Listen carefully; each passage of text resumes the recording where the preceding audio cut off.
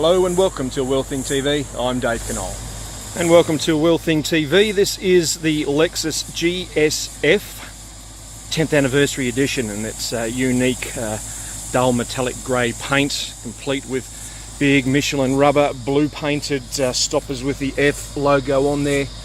And it's quite an elegant looking vehicle. I actually do think that this particular colour suits it. It's almost like you'd expect something that Darth Vader might specify if he was a real human being, of course.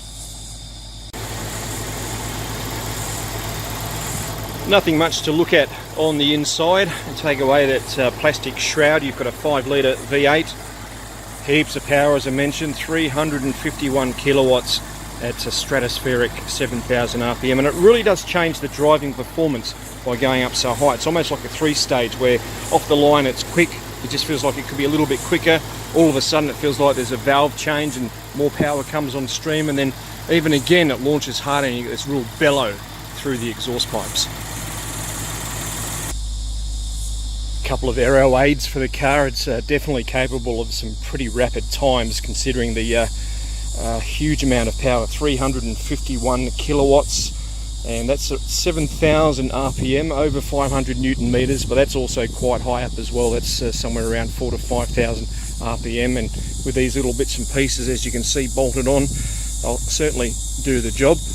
But what's quite impressive is even this lovely relaxed rumble really does give it that real V8 heart sound.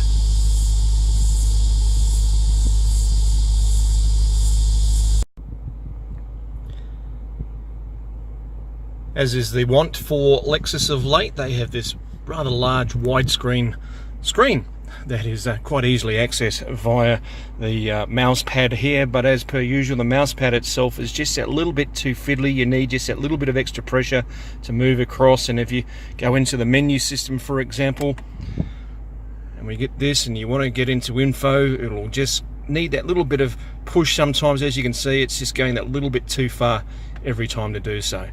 But once it's actually working, you can sort of get quite a fair bit of information available. As you can see from the radio, move across to, well, we'll go back there and we'll go up to the basic controls. As you can see, jumping a little bit further there.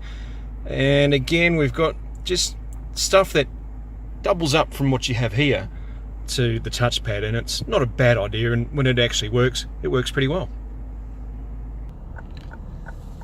The other thing about this wonderful car is that the braking is absolutely superb. If you just touch the brakes, you're getting bite straight away, and it's progressive bite as well. And the acceleration while you're underway, just absolutely mind-blowing. It's a ripper, and you really do need to be in sports or sports plus mode to take even better advantage of it.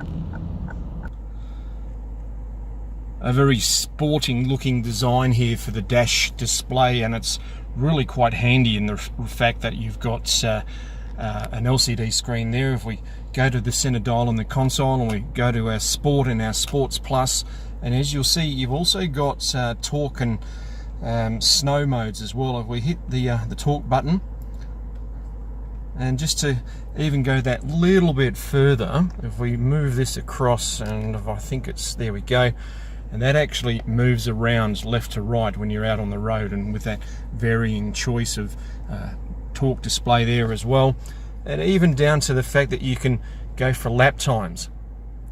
An amazing situation in this particular vehicle. All looks good, it all works really, really well, and as you can see, you've got the not quite so important speed dial there, because it really does come up in here anyway.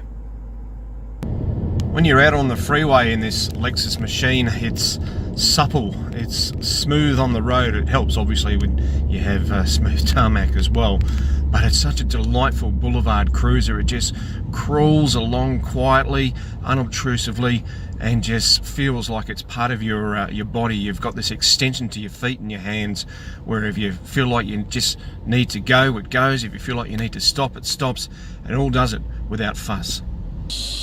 Forgive if the volume's a little bit high due to the cicadas doing their thing, but you've got this beautiful blue and white leather and black leather interior, the velour on the center console and the blue velour on the top, which seems to stop suddenly over here on the far side, but I think it's because there's a speaker insert in there. Plenty of room, plenty of leg room, and our drive controls here in the center console for your Eco Sports, and of course Sportsmatic there, and no charge pad however for a wireless smartphone. And tucked away slightly inconveniently under there is the controls for your heating and venting in these seats.